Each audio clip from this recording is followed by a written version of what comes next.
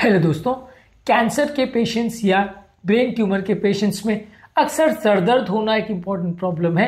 आज हम बात करेंगे कैंसर के पेशेंट्स में होने वाले सर दर्द के क्या इंपॉर्टेंट कारण हो सकते हैं और कौन से टाइप के सर दर्द हैं जो सीरियस है, कौन से नहीं। इनके मैनेजमेंट को हम एक अलग वीडियो में डिस्कस करेंगे, पर आज हम बेसिकली समझने का प्रयास करेंगे कि कितने अलग अलग कारणों से लोगों को सर दर्द हो सकता है यदि उनको कैंसर है तो। टॉपिक पर जाने से पहले जो लोग हमारे चैनल पर नए हैं उन्हें रिक्वेस्ट करूँगा कि चैनल को सब्सक्राइब करें, वीडियोस को लाइक करें, शेयर करें, फॉलो करें, कमेंट करें, पूरा देखें।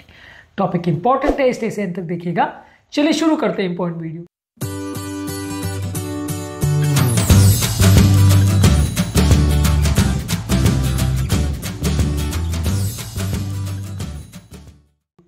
सबसे पहले कॉजेज ऑफ कैंसर पर डिस्कशन करेंगे। अगर किसी व्यक्ति को ब्रेन का कोई भी ट्यूमर है तो वो ट्यूमर धीरे धीरे करके ब्रेन में उसका साइज बढ़ते जाता है, जिसकी वजह से ब्रेन के अलग अलग टिश्यू का कंप्रेशन होता है, ब्रेन का प्रेशर बढ़ता है, जिससे ब्रेन को पेन होता है, आदमी को सर दर्द होता है।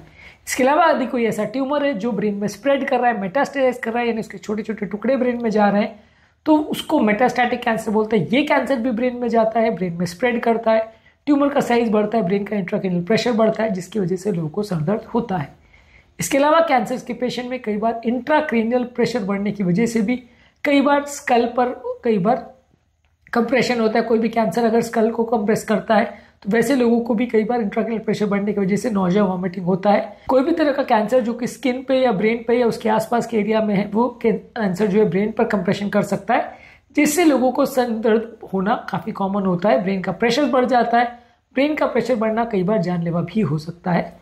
इसके अलावा कैंसर के पेशेंट में जो कीमोथेरेपी यानी कैंसर की कुछ दवाइयां दी जाती है, इसके साइड इफेक्ट से लोगों को सर दर्द होता है। इसके अलावा कैंसर के पेशेंट में जो रेडियोथेरेपी दी जाती है, खासकर अगर सर और गले के आसपास के रीजन में अगर रेडियोथेरेपी दी जाए तो उससे ब्रेन में सूजन या इन्फ्लेमेशन क्रिएट हो सकती है, ब्रेन का प्रेशर बढ़ सकता है, इससे भी लोगों को सर दर्द हो सकता है।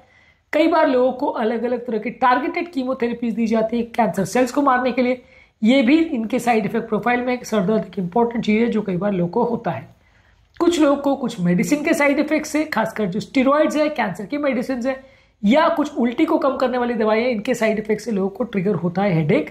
कुछ लोग को कोई इन्फेक्शन की वजह से हो सकता है। कैंसर के पेशेंट्स में ब्रेन के अलग अलग बैक्टीरियल और वायरस इन्फेक्शन होने का रिस्क बढ़ जाता है, मेनिंजाइटिस, एंसेफेलाइटिस होने का चांस बढ़ जाता है, जिससे लोगों को सर दर्द हो सकता है। कुछ कैंसर के पेशेंट्स में इलेक्ट्रोलाइट इम्बैलेंस की वजह से, पानी की कमी होने की वजह से और ब्लड की कमी होने की वजह से, ये सारे प्रॉब्लम कैंसर के पेशेंट में देखने को मिलते हैं, जिससे हेडेक हो सकता है।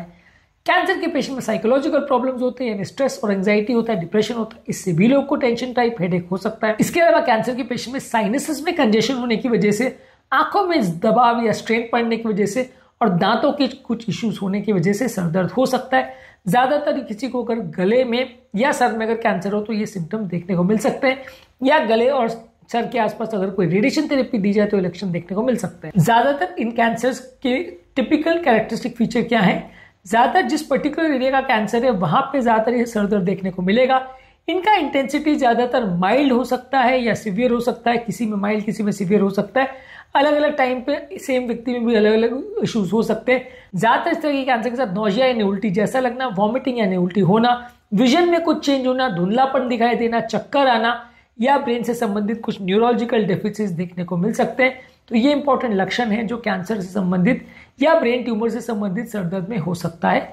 इस तरह के पेशेंट को आप इवैल्यूएट कैसे करोगे?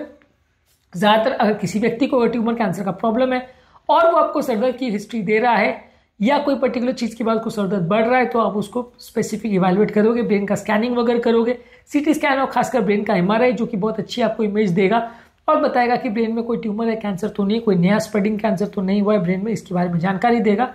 ये आप जांचें कर सकते हो। कई बार रीढ़ की हड्डी का पानी, जिसे लंबर पंक्चर टेस्ट बोलते हैं, इसकी एनालिसिस भी की जाती है और इसके द्वारा आप जांच कर सकते हो कि ब्रेन में कोई कैंसर के सेल्स तो नहीं है और उसमें कौन से टाइप के सेल्स है, इसकी एनालिसिस भी की जाती है। तो किसी व्यक्ति को अगर कैंसर है या कैंसर का अंदेशा है या पहले की कैंसर की हिस्ट्री है, उसको अगर सर दर्द हो रहा है तो ये सारे टेस्ट अक्सर किए जाते हैं।